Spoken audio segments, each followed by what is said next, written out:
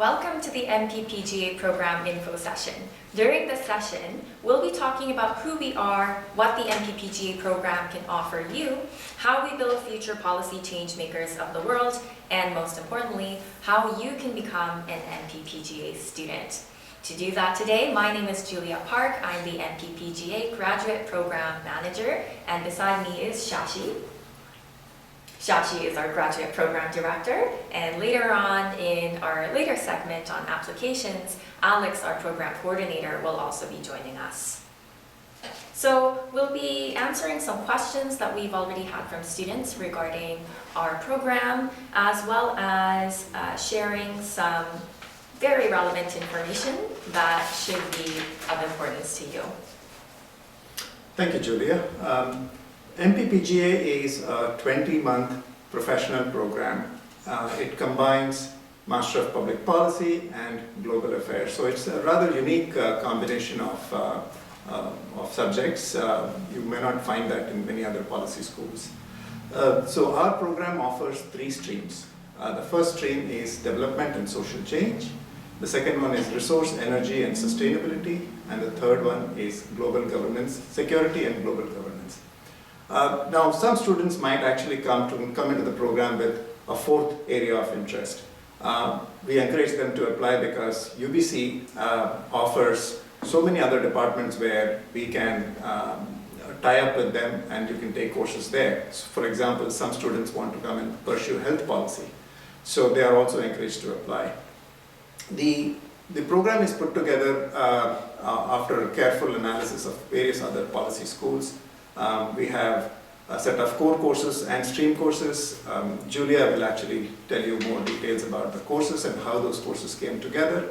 And then later on in the program, we will also talk about another very important component of the program, which is the Global Policy Project. Julia? Thank you, Shashi. So as Shashi mentioned, our courses at the MPPGA are divided into 2 different kinds, core courses and stream courses. In your first year, you'll be taking 8 core courses, 4 courses a semester. During this year, you'll be learning the ability to write an effective policy brief, as well as some research methods, data analysis, and the ethics behind research and data collection, as well as an understanding of how policy processes work, both in Canada and internationally, as well as the ability to analyze and evaluate policies. In your second year, after having built a very key set of skills and values in order for you to become a very functional policymaker, we'll be allowing you to take 5 courses in the stream that you choose. So if you'd like to be a leader in sustainability policy in Canada, or a leader in security policy in Canada-China relations, you'll be taking courses that are more in line with your specific interests, as well as taking the Global Policy Project, which is a very special and unique capstone project limited to UBC policy students only, which Shashi will be describing in more detail. Thanks, Julia. Yes, the Global Policy Project is one of the highlights of our program. This happens during the second year. And as the name suggests, it is a global policy project. So it attempts to cover global issues. And we believe that almost all policy issues have a global dimension to it. So how does Global Policy Project work? To begin with, we call it GP squared. It's GPP, so it's called GP squared. The project requires our students to work with real clients, clients who are grappling with serious policy challenges. So every year we recruit 7 to 10 international clients. They could come from any part of the world. They could be a government office, it could be an NGO, it could be a think tank, it could be a social enterprise. So they frame a policy challenge, and then we form teams, and student teams actually work with those clients starting in September of the second year, and then the engagement with the client continues right up to April of the subsequent year. So it is a 7-month program where students interact with the clients through electronic media in the beginning, and then for 2 weeks they actually go to their location. So we have students who have gone to Peru, Lima in Peru. They have interacted with the National Water Authority there. They ask us to look at their policy for integrated water resource management. They want the policy to be more inclusive, and our students go there, help deconstruct that policy, figure out where policies are inconsistent with the objective they want, which is integrated and inclusive water policy. So that's an example of how government departments reach out to our students. Similarly, we have another government department from Ethiopia. It's the Ministry of Mines and Minerals. So they asked our students to look at the regulatory policies when a country steps up on the mining sector. So they have currently only 2% of their GDP coming from the mining sector, and they are ambitious. They want to go to 13% in the next 5-10 years. That's an ambitious goal, and with it comes a lot of regulatory challenges. So they have asked the MPPGA students to look at the policies that will ensure that the social and environmental safeguards are maintained. We had an NGO as a client from Nepal. They wanted our students to look at the policies that deal with genetic diseases. For example, sickle cell anemia. It's a major problem, and it has a connection with a particular ethnic group. So how can policies make sure that genetic diseases are given its importance, because it offers a particularly tricky policy challenge there. We had a microfinance company from East Timor and another one from India. They wanted us to look at policies that make financial services more inclusive. So that is a snapshot of the kind of clients we get. What do the students actually get in return? One, they grapple with a real issue, an issue that bothers the client as we speak. And so they work under pressure. And they work in a situation where they don't control much of what is happening in the client's domain. So working under pressure, working with ambiguities, that is a significant learning experience for our students. They also get a chance to go and interact with clients who come from a very different culture, very different socio-political contexts. So these are very valuable learning experience that our students get through the Global Policy Project.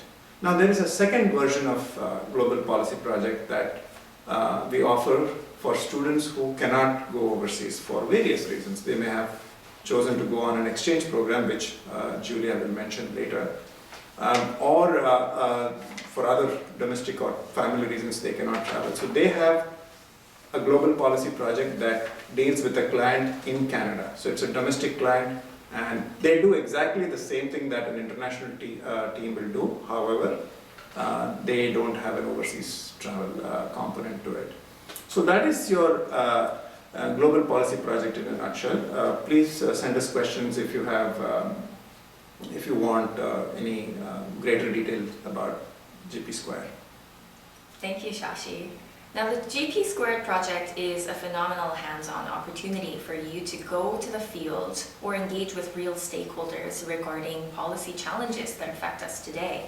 If you want to be more excited about these opportunities, I encourage you to check out our YouTube and Instagram, which include real-time data and materials and details from students who have gone to GP Squared projects in the past.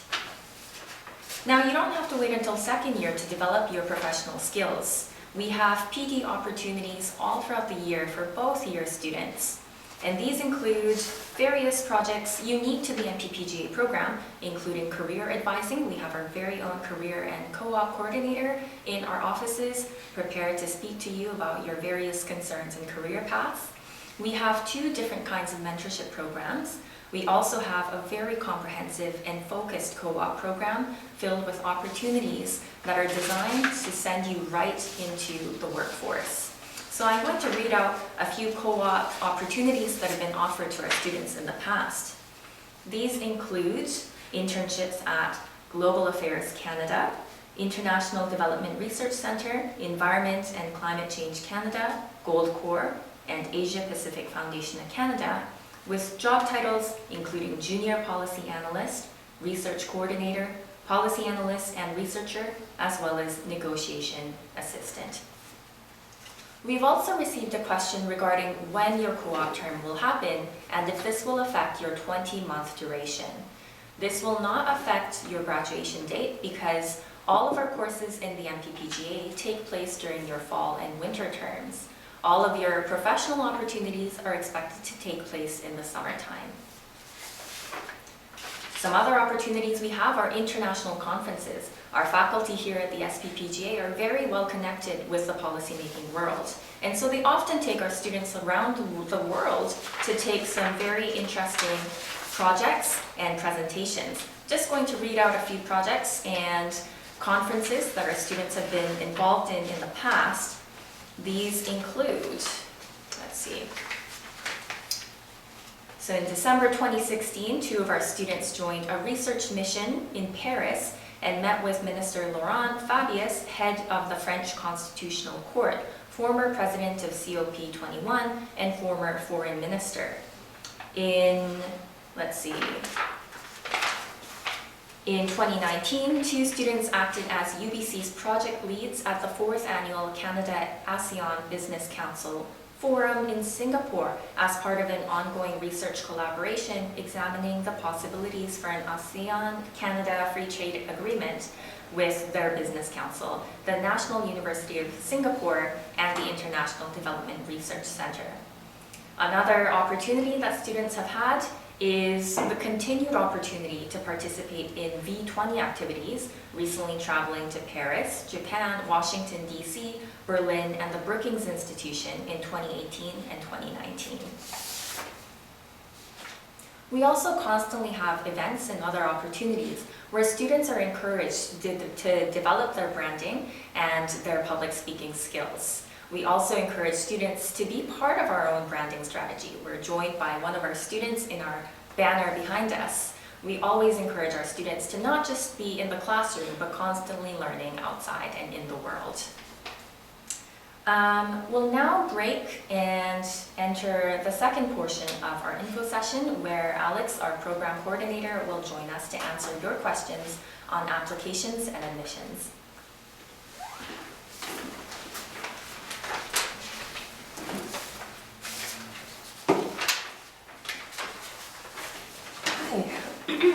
Hello, Alex. Thank you for joining us. Thanks for having me. Okay. So I am here to talk about the admission requirements that the MPPGA program has, as well as the admission process and how to go about submitting your application to the program.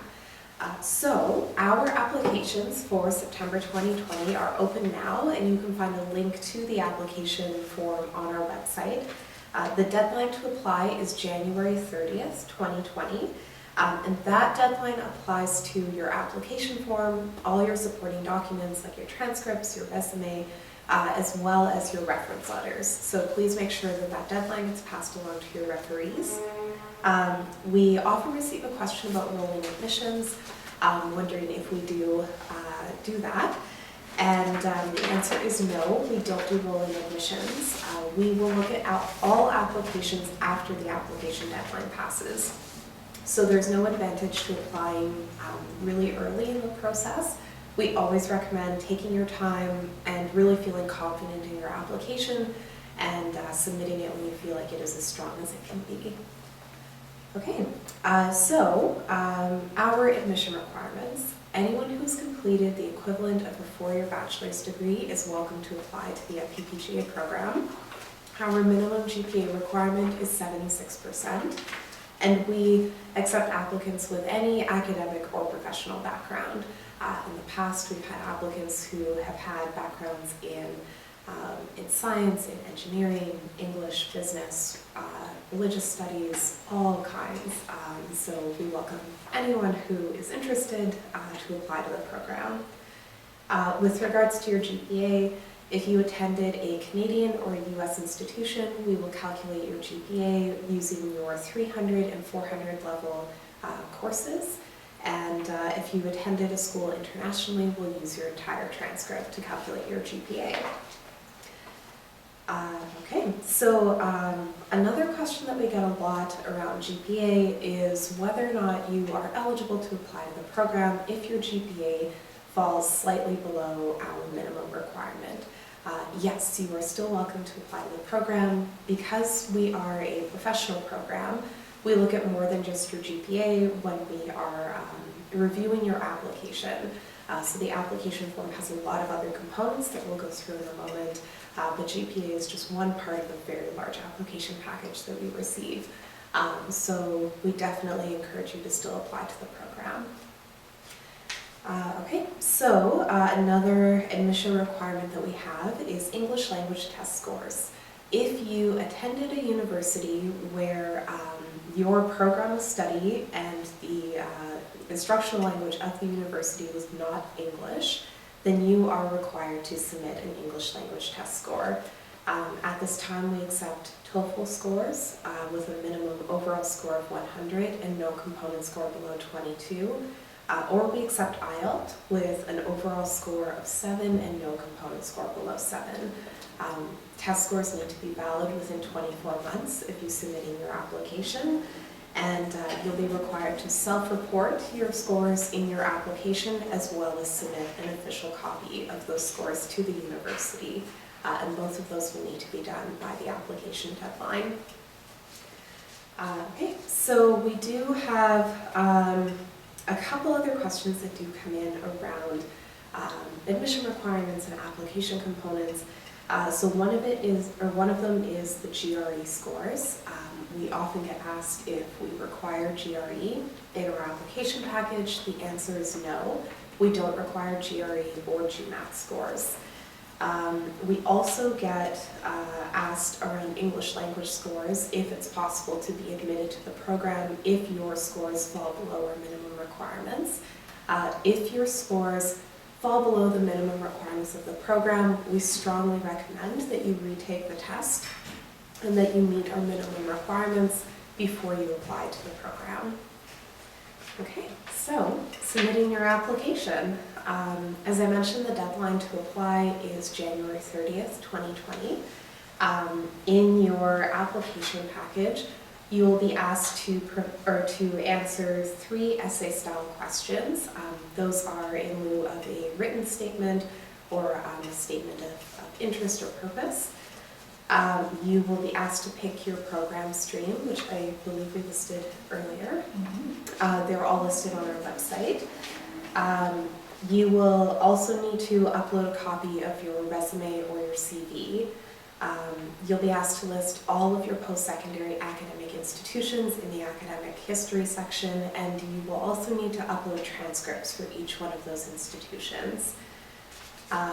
We have received questions about what to do if you are currently finishing your degree and it's going to still be in progress by the time you submit your application. That is completely okay. You need to complete your degree before September 2020 to be eligible to start the program. But if you're still in progress in January, just upload the most recent version of your transcript. Preferably that would include your grades from September to December of 2019. If you attended a university where the language of instruction was not English and your transcripts are in another language, you'll also need to include English language translations of your transcript and your degree certificates, if applicable. This applies to any international university, except the exception is Quebec. If you attended a university in Quebec, then you may submit your transcripts as they are in French. However, if you went to a French university in another country outside of Canada, you will still need to provide a translation. Okay, so in your application package, as I mentioned, you'll need to self-report your English language test scores, and you'll also need to provide contact details for 3 referees. With those contact details, you'll be asked to provide an email address for your referees. If your referees have a company or an institution email address, we strongly recommend using that option. It gives your referees access to the online submission platform where they can electronically upload their reference letters.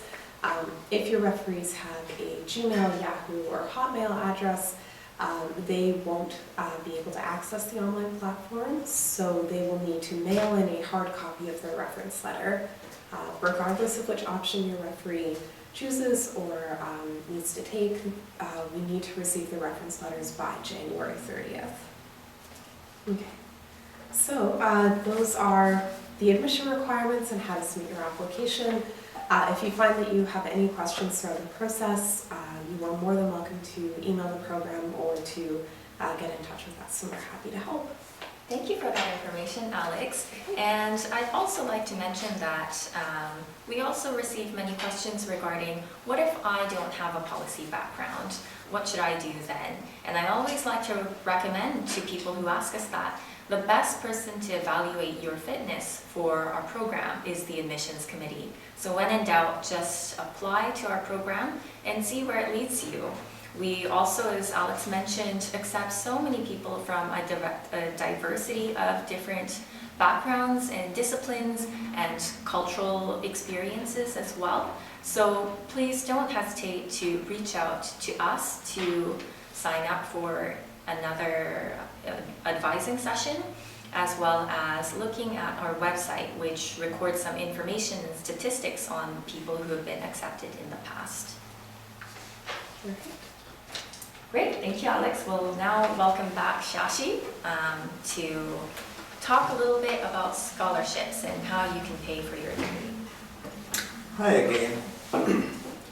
So the program offers scholarships to students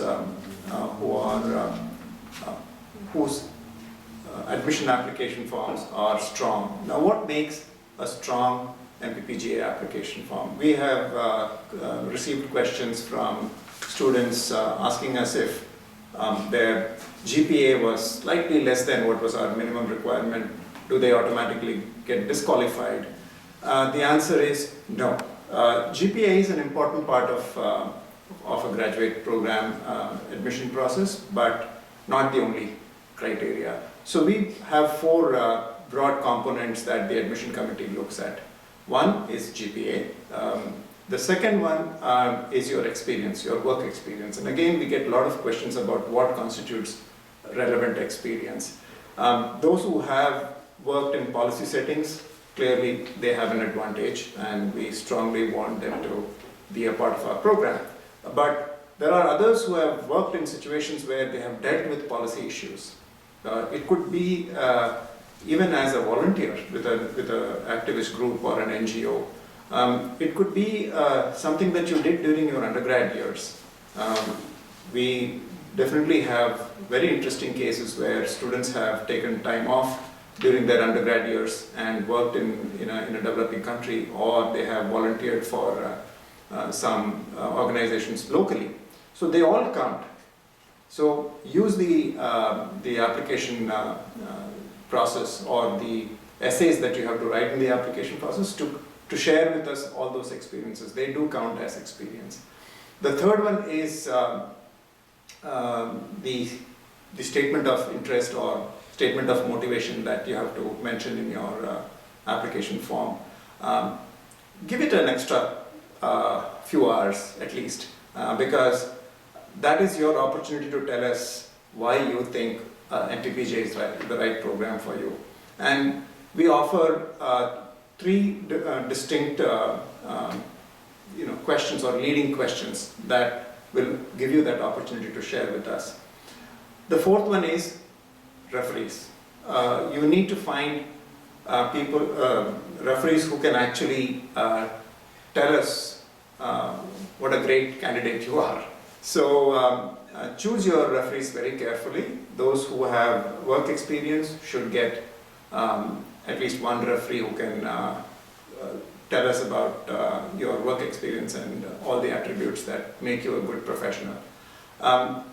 For students who have come straight out of the undergrad, your course instructors, your professors make good referees.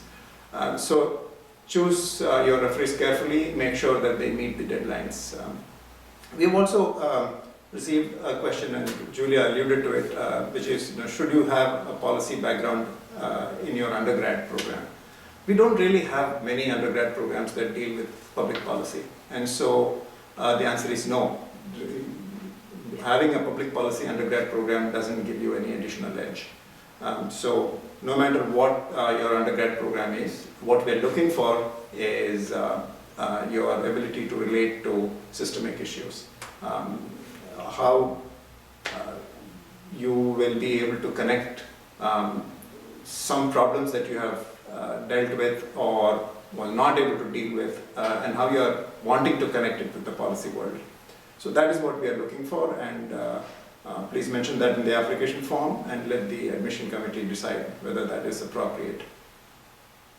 As I started out saying, that we offer scholarships for the right candidate. So using all those criteria that I just mentioned, we prepare a merit list. And our top performing candidates are offered entrance scholarships. Now, entrance scholarships are adjudicated internally by the school. So, and we go solely by the strength of your admission application. However, that they are not the only sources of funding. You will get, when you are given an admission letter, we will actually give you links to other funding sources within UBC. But you have to apply on your own. It won't go through our program. Then students who are applying from the United States, they should note that our program is approved for student loans from financial institutions in the US. So that is another dependable source of funding.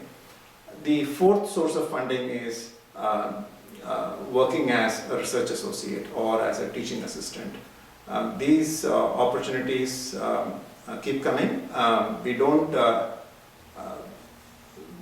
our students don't work as a TA for our program, but given that we are on a campus where there are, so many other departments and so many other graduate programs and undergraduate programs, we do get requests from them for TA's position.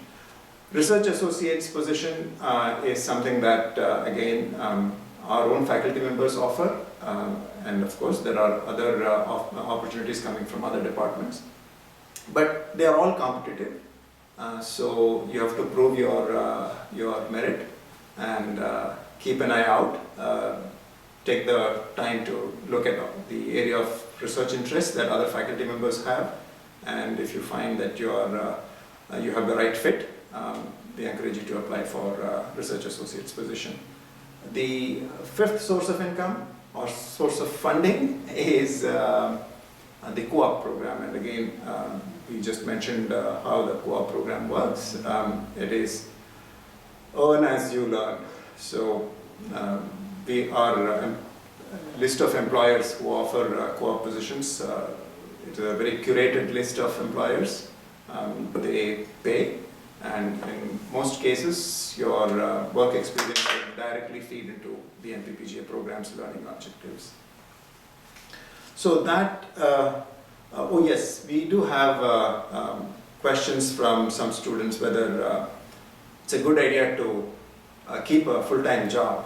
That's a tricky question. While we can't stop anyone from having any kind of job, as a graduate advisor, I have been in very difficult situations where students have kept fairly intensive job and they are doing their MPPGA program.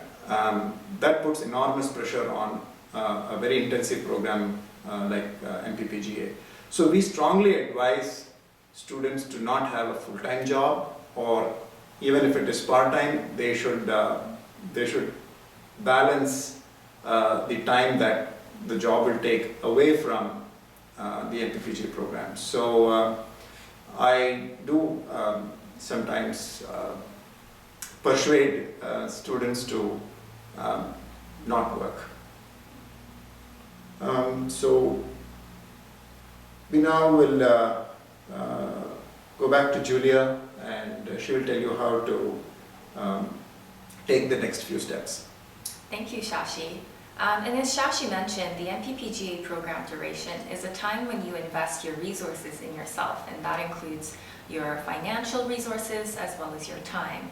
And many of you have asked us, what happens after the program? What are my employment prospects? What are our alumni doing today? So we say this with pride, but we're a very tight-knit global family that are currently present in very many different positions in different departments all over the world. These include policy analyst at the Greater Vancouver Board of Trade, as well as chief operating officer at the Tropical Landscapes Finance Facility in Indonesia, as well as senior sustainability analyst at Goldcore and research analyst at Nordicity, policy associate at the Mowat Center, consultant at Freedom House Ecuador, and policy analyst at Natural Resources Canada, among many others. And Shashi, would you like to mention some additional comments on the employment expectations that our students may have?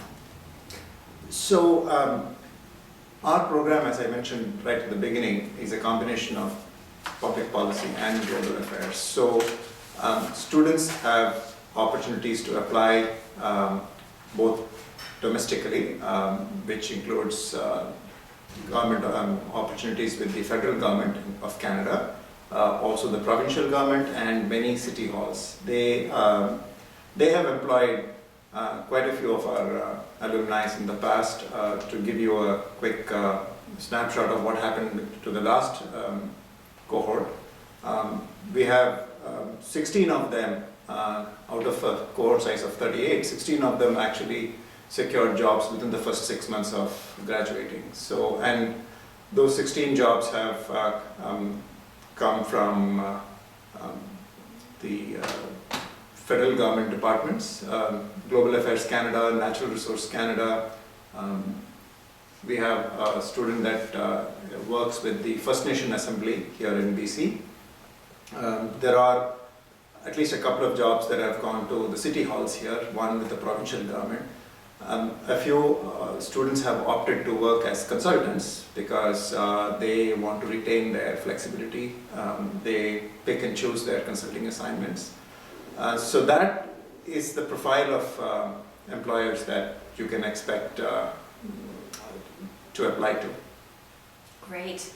We see more and more that policy is such an integral part of every workplace, not just in the government. So thank you for taking interest in this program and in your future. We're just going to wrap up our program for today, and we appreciate your patience and interest in our program. Now, next steps include signing up for our MPPGA newsletter, where you'll get key updates on where our students and faculty are doing some interesting research and work, as well as the most updated information on the status of our applications, which I might mention are open today. So please make sure to go into the portal and start your application. You're always welcome to also contact our office to schedule an in-person or remote meeting to discuss more in detail your questions. So thank you.